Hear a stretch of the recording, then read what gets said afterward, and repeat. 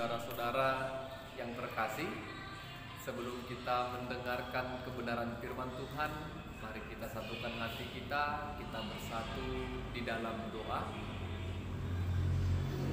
Ya Tuhan, terima kasih buat kesempatan yang Tuhan berikan kepada kami pada saat ini. Tuhan memberi kami napas kehidupan dan kesehatan, sehingga kami boleh mendengarkan kebenaran firman Tuhan. Ketika kami mendengarkan firman-Mu ya Tuhan, berikan kami roh hikmat, sehingga kebenaran firman Tuhan dapat kami mengerti dan kami nikmati dan kami imani serta kami kerjakan dalam setiap kehidupan kami. Dalam nama Yesus kami berdoa dan bersyukur kepada Tuhan. Amin.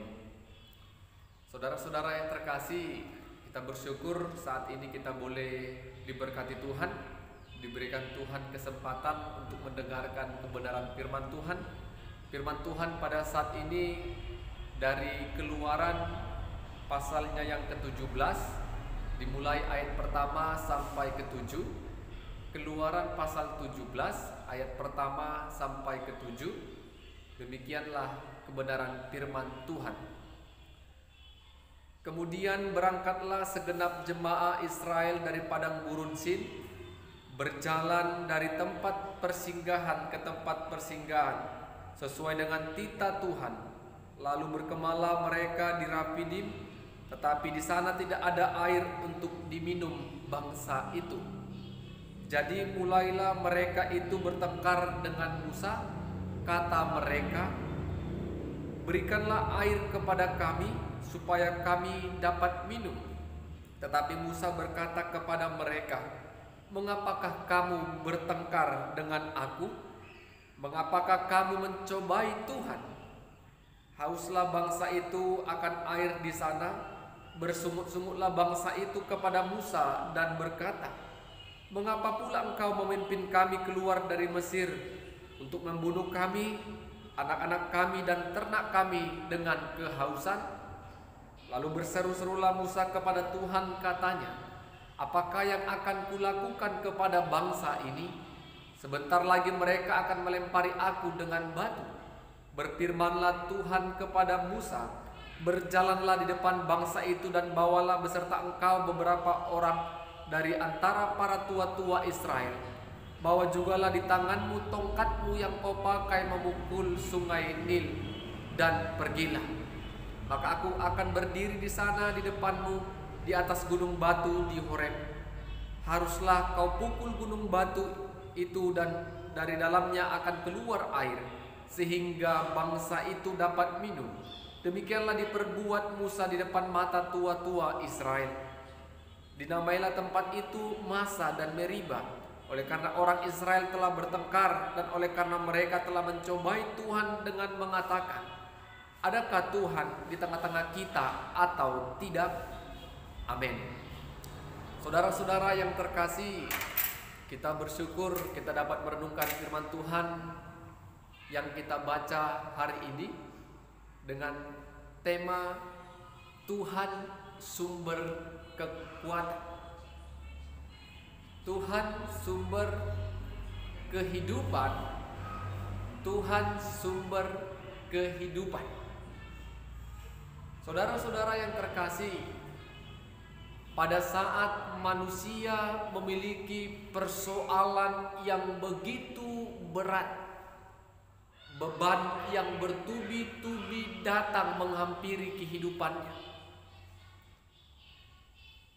dia akan semakin frustasi, dia akan semakin putus asa di tengah-tengah persoalan yang dia alami, dengan mengandalkan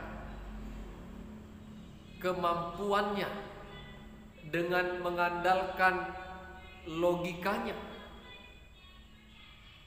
Ketika dia tidak pernah berpikir pada persoalan yang begitu berat, beban yang begitu berat yang dialaminya, Tuhan ikut campur tangan, maka keputusasaan, frustasi akan menyertai kehidupannya.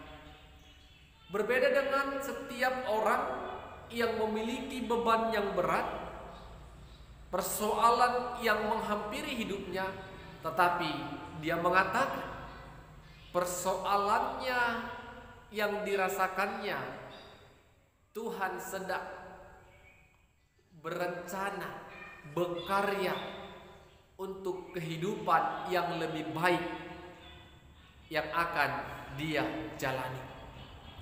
Saudara-saudara yang kami kasih dalam Kristus Yesus, firman Tuhan yang kita baca saat ini, bagaimana bangsa yang besar, yaitu bangsa Israel yang dipimpin oleh Musa, keluar dari tanah Mesir menuju tanah Kanaan. Tanah Kanaan yang berlimpah susu dan madunya. Bangsa Mesir, bangsa Israel adalah bangsa yang dipilih Allah, yang akan dibawa oleh Musa untuk menuju tanah Kanaan yang telah disediakan oleh Allah. Saudara-saudara yang terkasih, di dalam perjalanan bangsa Israel keluar dari tanah Mesir menuju tanah Kanaan, banyak persoalan, banyak tantangan, banyak penderitaan yang mereka harus jalani, lalui. Firman Tuhan pada saat yang kita baca ini, mereka mendapatkan persoalan. Apa persoalannya? Apa pergumulan dan permasalahannya? Mereka tidak sedikit pun mendapatkan air untuk mereka minum. Saudara-saudara yang terkasih, kita ketahui air merupakan sumber kehidupan bagi makhluk hidup, termasuk bagi manusia. Tanpa air, manusia tidak dapat hidup, tidak dapat bertahan hidup. Oleh karena itu, bangsa Israel mulai menyampaikan isi hatinya kepada pemimpin mereka, yaitu Musa. Mereka mengeluh kepada Musa. Mereka menyampaikan apa yang menjadi persoalan dan penderitaan mereka. Mereka bertengkar dengan pemimpin mereka dengan mengatakan, "Mengapakah kau membawa kami keluar dari tanah Mesir dan membiarkan kami, anak-anak kami dan ternak kami mati kehausan? Berilah kami minum, berilah kami air, sehingga kami dapat bertahan hidup." Saudara-saudara yang terkasih, air menjadi persoalan pada saat itu. Bangsa Israel dengan orang yang banyak kehausan karena tidak dapat minum air. Musa datang berseru kepada Allah, "Ya Allah, apa yang harus aku perbuat? Karena sebentar lagi bangsa Israel, bangsa ini akan melempari aku dengan batu." Kita lihat ketakutan, kecemasan Musa sebagai pemimpin mereka. Kalau Musa tidak segera menyediakan mereka air untuk diminum, maka umat yang besar ini, jumlahnya yang banyak ini akan pasti menyerang Musa. Musa berseru kepada Allah, "Ya Allah, apa yang harus aku perbuat kepada bangsa ini?" Allah berseru, Allah menyampaikan kepada Musa, "Musa, berjalanlah di depan bangsa itu dan bawalah tua-tua dari bangsa Israel, dan bawa tongkat, di mana tongkat itu dapat engkau pakai memukul gunung batu Horeb, sehingga ketika kau pukul tongkat itu akan keluarlah air. Dan pada saat itu tua-tua menyaksikan peristiwa itu, sehingga bangsa Israel dapat minum dari gunung batu yang mengeluarkan air tersebut. Saudara-saudara yang kami kasih dalam Kristus Yesus, kita melihat bagaimana Allah tidak akan membiarkan bangsa yang Dia pilih itu mati kehausan di padang gurun. Allah tetap memperhatikan kehidupan mereka. Allah tetap memperhatikan dan mendengarkan teriakan mereka. Pergumulan, persoalan yang dialami oleh bangsa Israel, Allah tetap menatapnya. Allah melihatnya. Ketika bangsa Israel dapat minum dari gunung batu itu, mereka dapat bertahan hidup. Bapak Ibu, saudara-saudara yang kami kasihi, peristiwa air yang keluar dari gunung batu ini bukanlah mujizat yang pertama yang mereka lihat secara langsung bagaimana Tuhan tetap menolong mereka. Tetapi walaupun sering Tuhan menolong, Tuhan memberikan tanda lewat mujizat, bangsa Israel tetap menyakiti hati Tuhan. Bangsa Israel tetap menyembah berhala. Bangsa Israel tetap bersungut-sungut dan mengeluh dan terus mengeluh. Karena di dalam perjalanan menuju tanah Kanaan banyak tantangan, banyak persoalan yang mereka hadapi.